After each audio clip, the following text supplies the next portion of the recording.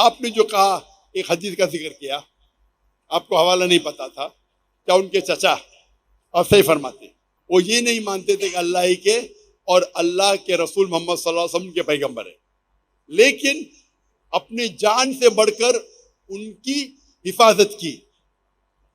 اسی لیے اللہ کے رسول چاہتے تھے کہ ان کے چچا اسلام قبول کرے، لیکن انہوں نے قبول نہیں کیا. آپ کا کہنا ہے کیا وہ جنت میں جائیں گے؟ نہیں.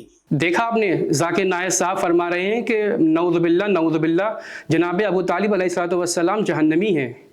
لیکن اگر ہم اس خود روایت کو دیکھیں جو صحیح بخاری میں آئی ہے، تو اس کے چین آف نریشن میں ہمیں ایک ایسا راوی ملتا ہے جس کا نام ہے سفیان ثوری یا سفیان ثوری.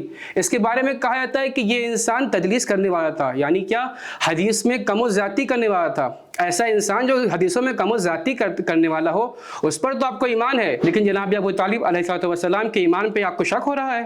دوسری طرف اگر ہم دیکھتے ہیں تو یہ خود روایت آیت سے ٹکرا رہی ہے. آیت میں آیا لا یخفف عنہم، کہ کافروں کے عذابوں میں تھوڑی بھی کمی نہیں کی جائے گی.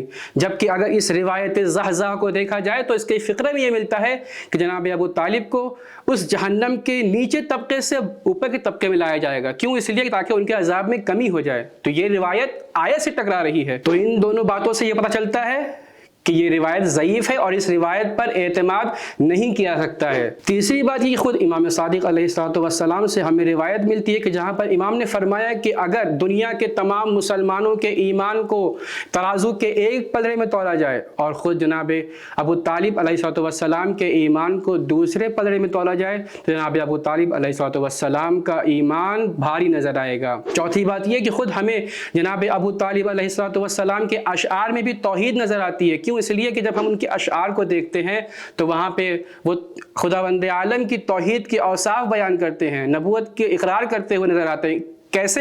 وہ فرماتے ہیں کہ جس طریقے سے ہمیں کتابوں سے یہ یقین ہوتا ہے جیسے جناب موسیٰ اللہ کے نبی تھے، اسی طریقے سے آپ ہمارے نبی ہیں. پانچویں بات یہ کہ جب ہم جناب ابو طالب علیہ السلام کی زندگی کو دیکھتے ہیں، عملی زندگی کو دیکھتے ہیں، تو چاہے وہ شیب ابی طالب ہو، چاہے وہ دشمنوں سے مقابلہ ہو، جناب ابو طالب نے تمام مرحلوں میں رسول خدا کی حمایت کی ہے، ان کی حفاظت کی ہے، جس سے یہ ثابت ہوتا ہے کہ رسول خدا صلی اللہ علیہ وآلہ وسلم کی نبوت کا وہ اقرار کرتے تھے اور توحید پر بھی ان کو ایمان تھا. اور آخری بات یہ کہ یہ جو کہا جا رہا ہے جناب ابو طالب نعوذ باللہ کافر ہیں، یہ اس لیے کہا جا رہا ہے، کیوں؟ علی کے بغض میں، علی کے باپ ہیں، اس لیے ان پر کفر کا فتویٰ لگایا جا رہا ہے. ان تمام باتوں سے ہمیں یہ معلوم ہوتا ہے کہ جناب ابو طالب علیہ السلام توحید کے بھی اقرار کرتے تھے، نبوت پر بھی ان کو ایمان تھا، اور وہ چیز جو بہت زیادہ کلیئر ہو وہ چیز انسان کو دکھ نہیں پاتی ہے، اس لیے شاید وہ ان پر شک کرتے ہیں. وآخر الدعوانا ان الحمد للہ رب العالمین.